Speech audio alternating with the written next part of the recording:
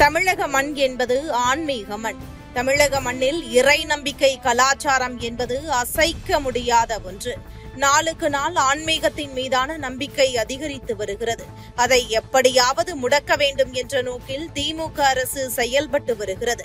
தமிழக மக்களின் கடவுள் முருகன், அவரை காண கோடிக்கணக்கான மக்கள் தவம் இருந்து வருகிறார்கள். விரதம் இருந்து காவடி எடுத்து முருகரை வழிபட்டு வருகிறார்கள். அதேபோல் தற்போது தமிழக மக்களில் ஆண், பெண், இளைஞர்கள் முதல் அனைவரின் கழுத்திலும் ருத்ராட்சை இருக்கிறது. இப்படி இருக்கையில் தமிழக மக்களின் நம்பிக்கையை கெடுக்கும் விதமாக அமைச்சர் அன்பில் மகேஷ் தமிழர்களின் கடவுள் கருணாநிதி என வாய்கூசாமல் பேசி முருக பக்தர்களை கேவலப்படுத்தியுள்ளார். தமிழகத்தில் கழகம் ஆட்சிக்கு வரும் முன் நீரில்லா நெற்றிப்பால் என்ற அவ்வை பாட்டியின் அறிவுரைக்கு ஏற்ப நெற்றியில் திருநீரு, சந்தனம் அல்லது குங்குமம் வைத்துக் கொண்டுதான் மாணவர்கள் பள்ளி செல்வது வழக்கம்.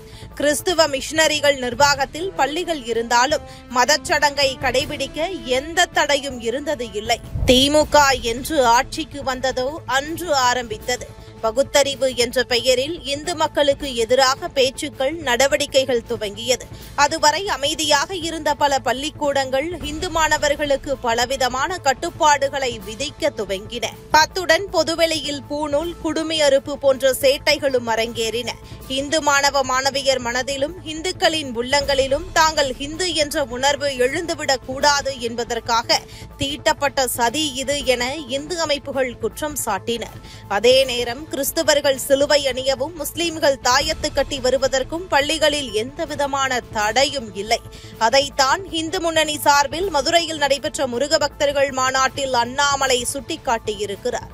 உடனே மத அடையாளங்கள் இல்லாமல் அனைவரும் ஒரே மாதிரியாக இருக்க வேண்டும் என்பதற்காகத்தான் முன்னாள் முதல்வர் காமராஜர் சீருடை திட்டத்தை கொண்டு வந்தார். மீண்டும் மத அடையாளத்தை புகுத்துவது மிகவும் பிற்போக்குத்தனமானது. பள்ளி அனைவருக்கும் பொதுவானதாக இருக்க வேண்டும் என்று வெகுண்டெழுந்திருக்கிறார் அமைச்சர் மகேஷ்.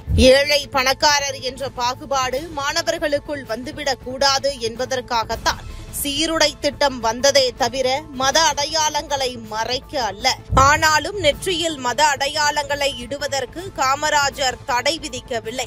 ஏனெனில் படிக்கும் காலத்தில் நெற்றியில் திருநீரோடுதான் பள்ளி சென்றோம். அதை எவரும் தடுத்தது இல்லை. நெற்றியில் ஏன் திருநீரு வைக்கவில்லை என்று கேட்ட ஆசிரியர்கள் தான் உண்டு.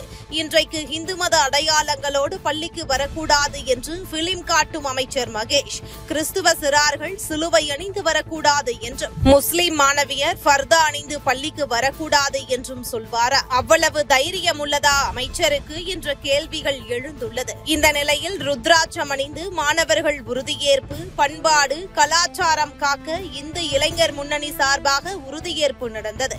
மேலும் இந்து மாணவ மாணவியருக்கு ருத்ராட்ச மகிமை குறித்து விளக்கவும் முடிவு செய்யப்பட உள்ளதாக தகவல்கள் வெளியாகியுள்ளது.